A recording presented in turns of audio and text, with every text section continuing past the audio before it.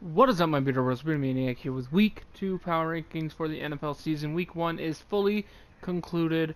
Records were set and broken. The record for most first-year head coaches to lose in a single Week 1 is now 0-7, and that's this year, so that's interesting to say the least. I'm thinking, before I get into the Power Rankings, I want to talk about the format. I'm going to do this a little bit.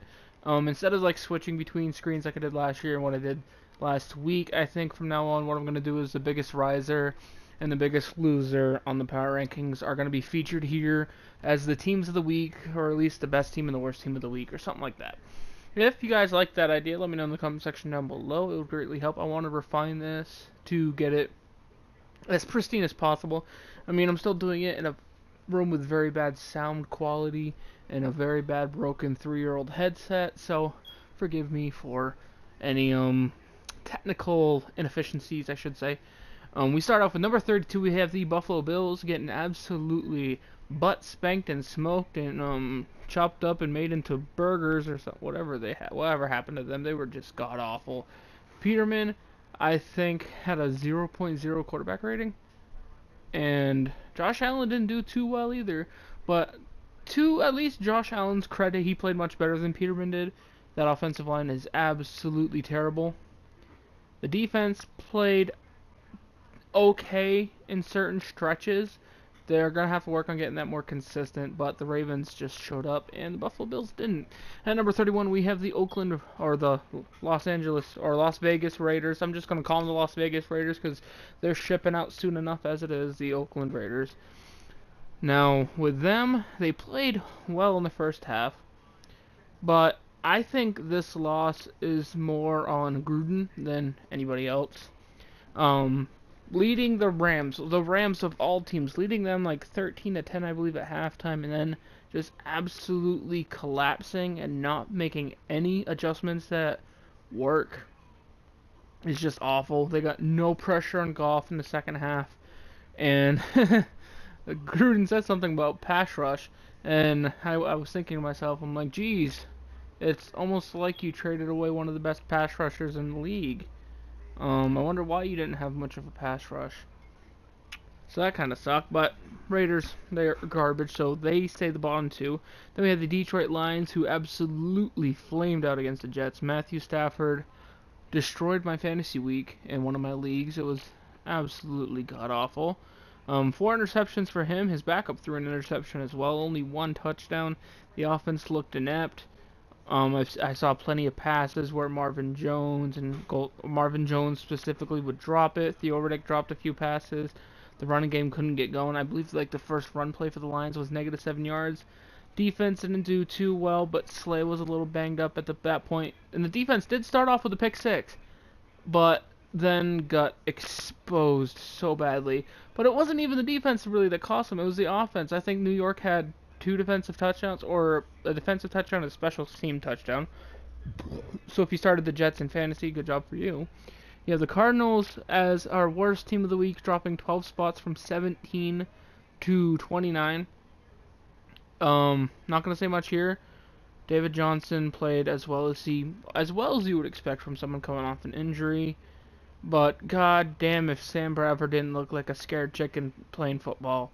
I don't know what their plans are for the future, but if that Sam Bradford is going to be under center for them for the rest of the year, they will be one of the bottom 4 teams. But good thing for that is they get a top 4 pick in the next draft. And then we have the Dallas Cowboys dropping 2 spots to number 28.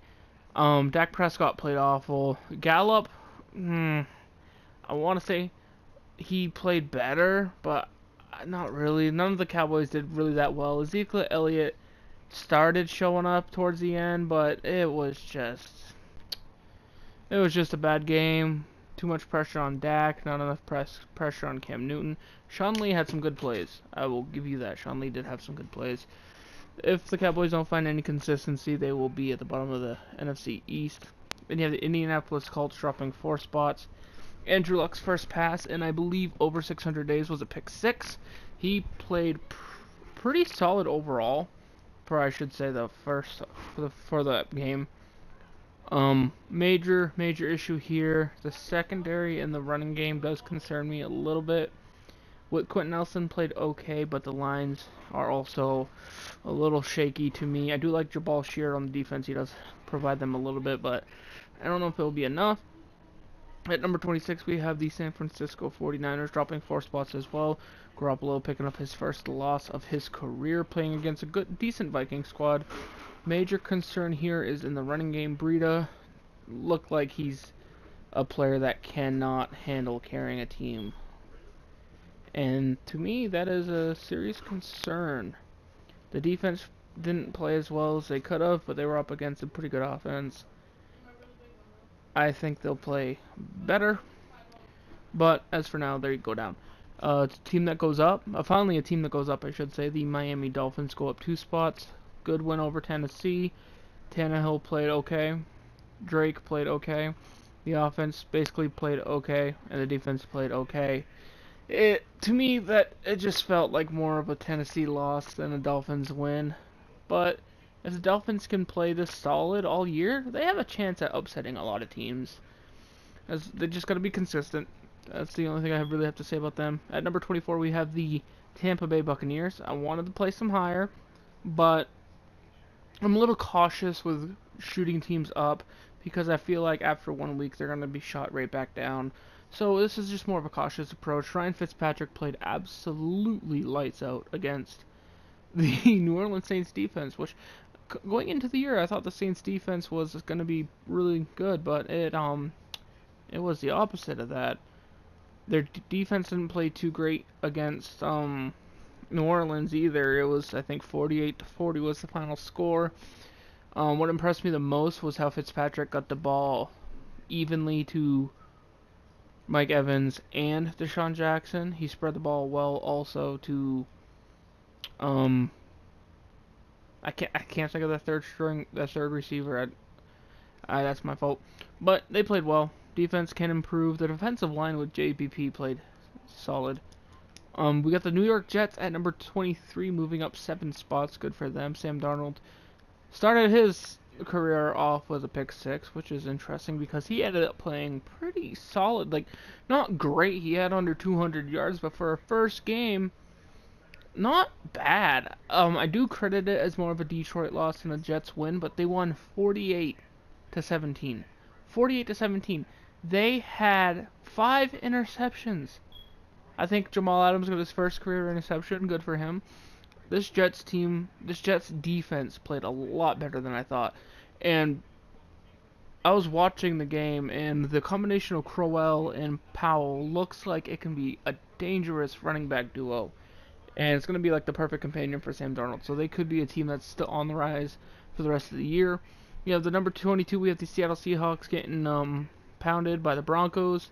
Offensive line looked absolutely atrocious against Von Miller, but then again, a lot of good players look bad against Von Miller. Russell Wilson couldn't do enough to carry the team. Doug Baldwin, I think, has a partial MCL tear, could be out for the next few weeks. That is yet to be seen. Defense played okay, but it's a major concern for the Seahawks team. At number 21, we have the Tennessee Titans dropping 7 spots. That probably would have been our worst team of the week if it wasn't for the Cardinals. Mariota played bad. Henry didn't do too well. Lewis did okay, but I think it was more of play calling and coaching in this situation, but they lost Delanie Walker for the year. Delanie Walker, to me, is the motor on their offense. If they cannot replace him, this Titans team could be in the basement of the AFC with the Buffalo Bills. Hopefully they do, and hopefully a speedy recovery for Delanie Walker. I do like him as a player. He's a great guy. Great contributor. It's sad to see him go down. At number 20, we have the Cleveland Browns forcing a tie with the Pittsburgh Steelers. Their offense looked completely inept. Blocked field goal at the end of the game, at the end of overtime, towards the end of regulation, an interception on a costly play where you could have won the game there. They kind of threw the game away. The reason why they're still ranked as high as they are, granted it's number 20 so it's not too high, is the fact that they forced, I think, like 6 turnovers, 5 or 6 turnovers. Big Ben threw like 4 interceptions, something like that. It was absolutely insane. The run defense needs to work on it, but Myles Garrett played really well, and Jabril Peppers looks improved from last year. So if Tyrod can find some more offensive consistency, because he started out terrible, this team could compete for a wild card. Is it likely? Probably not. I'd say probably chances are around 8% that they compete for, or that they're competitive, I should say. At number 19, we have the Chicago Bears. The offense did look improved. I like the combination of Howard and Cohen at running back. The wide receivers looked great. Trubisky was spreading the ball around to all his receivers. The defense looked improved, but they looked exposed. Granted, it was Aaron Rodgers, so they could probably improve, but it's not often in my power rankings that you lose and you still go up. So this is just a sign. Khalil Mack played spectacular. Most of his big plays came against Green Bay when Aaron Rodgers wasn't in the game. He had, I think, a strip sack, forced fumble, interception, a defensive touchdown, fumble recovery, stuff like that. It was an incredible game for him. Bears look to be on the trajectory going up. Could be a wild card team. At number 18, we have the Denver Broncos going up 6 spots. Solid game by Von Miller. The running back duo with a total of like 1 year experience looks solid. Keenum played well. Looks like this team could be an AFC wildcard contender if they can keep it up. They have to keep it up. If I feel like Keenum could fade away, but hopefully he stays where he is. Then you have the Redskins at number 17, moving up 8 spots. Alex Smith played great. Jordan Reed stayed healthy. That's the important thing. He played well. Adrian Peterson, for how old he is, 33, I believe, played very well. I actually really like the combination of him and Thompson as running backs for the Redskins. This should be definitely interesting for sure. Daron Payne, I think he made a decent debut on the defensive line for the Redskins. I think this is a team that, granted, they probably might end up in the basement of the NFC East or close to it with the Cowboys, but in a year or two they could very well compete with the Giants and the Eagles if they can continue to build on this. And I think that's what this year is going to be for them, is to build on the success that they had. And best of luck to them. Before we continue with the top 16, I want to clarify a few things. Now, these power rankings, it is Tuesday. It's early Tuesday, actually. Before any injuries are confirmed, I'm going into this believing that these day-to-day players are healthy until I get confirmation on injuries like Jeremy Hill's torn ACL or something like that. Now, going into the top 16, we have the Los Angeles Chargers going down 3 spots. They played a tough team in the Chiefs. They played decent. Their wide receivers play better than I thought. With a healthy Joey Bosa, they should bounce back whenever he's healthy, if he's coming back, I should say. Their offensive line, to me, played decent. I think their biggest issue was not being able to stop Tyreek Hill, but they did limit Kelsey to only, I believe, 6 or 8 yards, so they did well there. Phillip Rivers at quarterback and Melvin Gordon at running back. In a league where there looks to be a decent amount of good teams this year, having them at 16 is not a slight whatsoever, because any of these teams from 1 to 19, I feel like, could legit sneak in the playoffs. At number 15, we have the Cincinnati Bengals jumping up 4 spots. Now, one reason why they are higher up to me than the Chargers is partly because of health. Carlos Dunlap and Geno Atkins, great pass rush combo. William Jackson, I believe his name is a good player in the secondary. Struggled a little bit in that game. Joe Mixon flashed some amazing ability. And that's probably one thing that separates them from the Chargers is I think Mixon improved. He's a little bit more athletic, a better catcher out of the backfield than Melvin Gordon is. Andy Dalton is typically Andy Dalton, and that could end up costing them towards the end of the season. But they go into Thursday facing the Ravens, and with a win, they're 2-0 ahead of everybody else in the division, so it should be interesting to see. They're a team that are a legitimate contender to go up or down. That's why they're kind of in the middle right now. And yeah, the Giants at number 14, they dropped 2 spots from last week. Saquon Barkley had a... Everyone's fascinated by his debut, but when I was watching it, I noticed a lot more struggles than I guess most people would admit to seeing. His first, was 10 or 12 carries did not go well at all. He ended up grinding down and just busting through in the second half, though, and that's something you need in a running back. You can't let a slow start determine your day. He bounced back. That's super impressive. Evan Ingram dropped a few easy passes, and that's kind of disappointing. Their defense looked pretty solid. Granted, they were facing Blake Bortles, but they they allowed some passes to T.J. Eldon that kind of decided the game towards the end. But other than that, solid team.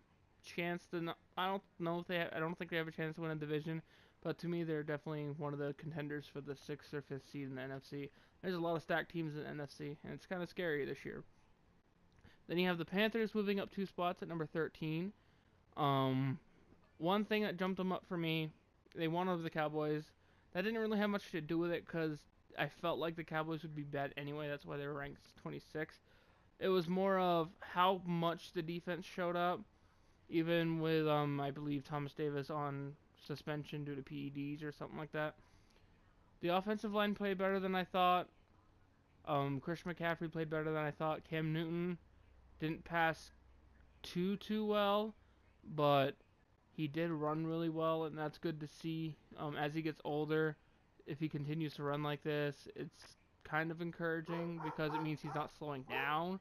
But eventually he will, and that style of play will cease. But the secondary is not as terrible as I thought. But then again, I can't wait till they actually get tested by a group of wide receivers more capable than the Cowboys, because we all know about the Cowboys receivers right now. And then you have the Steelers at number 12. Few reasons here. They tied the Browns. Never a good look when you're the first team to not beat the Browns since 2004. I'm not going to say lose to the Browns because they did manage a tie. TJ Watt had an incredible night. 4 sacks, blocked field goal. It was incredible. The stinker here is Big Ben. 3 interceptions and a fumble. Very costly ones that sadly the Browns couldn't capitalize on. So any other team in the league, if Big Ben played like that, they would have got blown out. They would have got blown out because I'm not saying the Browns are the worst team in the league. I'm just saying teams that are more accustomed to having those situations happen and are prepared for them will capitalize and will score. If he did that against the Rams, Jags, or Eagles, they would probably have scored 20-something points off those turnovers. But, well, maybe not the Jags because that's Blake Bortles. I don't think Big Ben will keep playing like that. He usually starts slow. At least for me, as a fantasy football owner, I know he usually starts slow. Impressive debut by James Conner. Not debut, I should say. Impressive solo debut, I guess you could say, by James Conner. Antonio Brown didn't play too bad. Juju Smith-Schuster and Jesse James played well. Kind of disappointed not to really see James Washington. I didn't look to see if it was injury-based or not, but he didn't really see any action. Can't wait to see him get started. Then at number 11, we have the Houston Texans going down 4 spots. First play from scrimmage for the Texans on offense was a fumble, giving the ball back to the Patriots with very short field. Other than that, at the beginning of the game, their defense was relatively well shut down. Tyrann Mathieu's first game against Tom Brady. Only turnovers I can say that the defense got them. The interception was definitely caused by the defense. That tip pass and that catch by Tyrann Mathieu was good play, and it's a good sign of what's to come for Houston because Tyrann Mathieu hasn't been there for a full season, so playing in that secondary and with those defensive linemen, you kind of get used to the ball getting out quicker, especially when you know J.J. Watt's going to be sacking the quarterback or getting close relatively quickly. It's a slight adjustment compared to Arizona. Granted, Arizona did have Chandler Jones, but not too much more than that. I was encouraged by Lamar Miller. He had a steady game. DeAndre Hopkins was relatively quiet, but he played well as well. Deshaun Watson improved throughout the game. As a Patriots fan watching that, I watched every play. He struggled badly, threw an interception in the end zone to Stephon Gilmore. That was kind of two players caught it kind of thing, and as they were going down, Stephon Gilmore came up with it, but it was two defenders. Played better as time went on, used his legs more. I think part of it's because he only has 4 games under his belt previous to that. J.J. Watt and Jadeveon Clowney warmed up after the game, even though Clowney was still more of a no factor. I think that's in part due to thanks to Trent Brown at left tackle. But Whitney Merciless played well. Like I said, Watt played well. Matthew played well. Deshaun Watson's improving. He should have bounced back a little better. DeAndre Hopkins had a full game, and they did all that without Will Fuller. They only lost by 7, which isn't the worst thing in the world. To me, they did well, and their defense is incredible. At number 10, we have the Baltimore Ravens jumping up 6 spots. I saw them play. I saw film, replay, stuff like that. I am still unsure on to give the credit for their performance to them or just how bad Buffalo is. I think it's a mixture of both.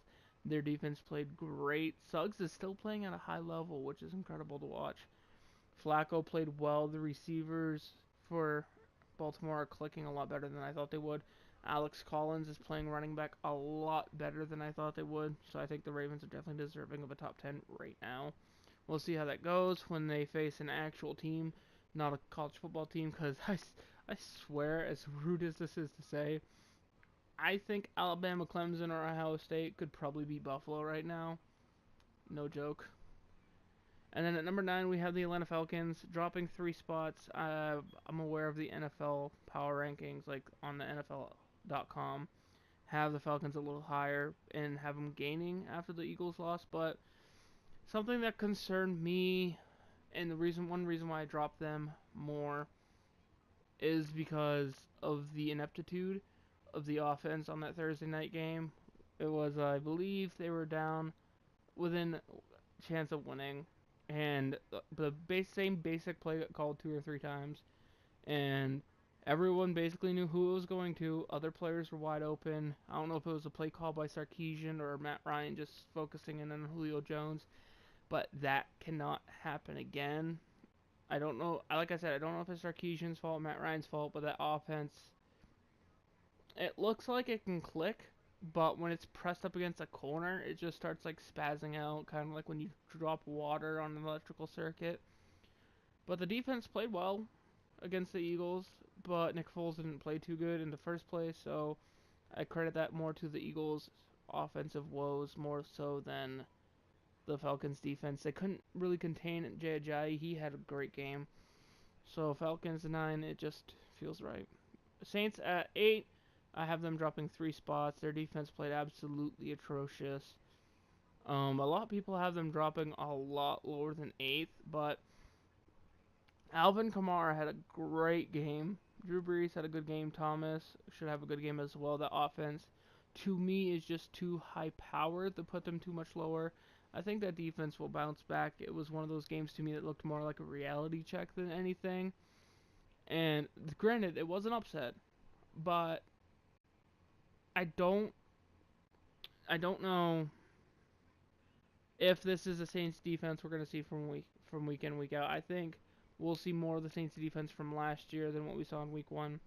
One reason they didn't drop so much, but if this continues, of course, they'll plummet, to be fair. And then at number 7, we have the Kansas City Chiefs. One reason why they didn't jump to the top 5 is Kelsey kind of getting shut out. One thing that was amazing to me was Tyreek Hill's special teams play. He played incredible. That 91-yard punt return for a touchdown, something like that. He played great at receiver. Patrick Mahomes had a good start with this high-powered offense. If Kelsey can click in with that offense and they all get going at the same time, I'm not saying Kelsey hasn't clicked with that offense. Kelsey is great in that offense, but he only had like less than 10 yards. I don't know if he got hurt or not, but if they can all be healthy 100%, all get going in full gear, that is going to be a super dangerous team, and the defense played really well. And then you have the Packers at number 6. Not much to say here. They move up 3 spots. The defense played better than I thought they would. struggled a little bit against Trubisky, but it's reasonable. Aaron Rodgers, you could tell the difference between him and Deshaun Kaiser when they were both in the game. Geronimo Allison, I think, is going to be an underrated player this year. I think he's improved from what he did last year. It should be a fun team to watch. Definitely a contender for the NFC. I think they're actually a contender for the NFC crown, not just the NFC North. And at number 5, I have the New England Patriots. I struggle putting them up here. They won against the Texans team. I think one reason why they moved up was they won against a good, solid defense. Their offensive line played great against J.J. Watt and Jadeveon Clowney. A couple issues I have with them, one reason why I won't put them higher yet, or at all, is the lack of receiving depth. I think it was announced that they signed Corey Coleman and someone else, but the second report's not out yet. They did release McCarron after that stupid fumble. Stupid fumble on that punt return that almost cost New England the game. 3 wide receivers in Hogan, Dorsett, and Patterson, with Coleman coming in as the 4th until Edelman gets back, is not an ideal depth chart for sure. Rex Burkhead played well. James White played well out of the backfield as a catcher. Gronk had a great game, 137 yards on 7 catches or something like that, and a touchdown. I like to see Dorsett click a little bit more. The Jeremy Hill injury is a huge concern here because that leaves 3 running backs on a depth chart with 4 or 5 wide receivers with not too much experience in the system except for Hogan. So I think it's going to be tight end heavy. Hollister was inactive. So whether they choose to use what amounted to Jeremy Hill's active roster spot on Hollister, or whether they sign a running back or promote Ralph Webb, that will be interesting to watch. The defense played solid. Gilmore continued on his solid second half from last year with an interception. Dante Hightower was putting pressure on. You could tell the pass rush was looking a lot better this year. I believe they totaled 3 sacks, with Dietrich Wise having 1.5 and Flowers having 1.5, something like that. Claiborne caused disruption all over the line of scrimmage as well. He didn't have any sacks or anything, but his presence was felt. I do think the defense just looks a lot better this year. And then you have the Minnesota Vikings at number 4. Cousins looked like he was kind of uncomfortable for a good duration of the game, but he still played well. Dalvin Cook played really well.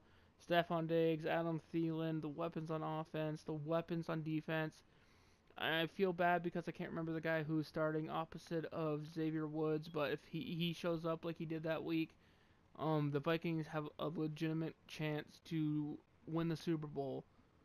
And I honestly, at this point, wouldn't even put one of the teams higher than them, and possibly a few of the contenders below as a serious chance of winning the Super Bowl.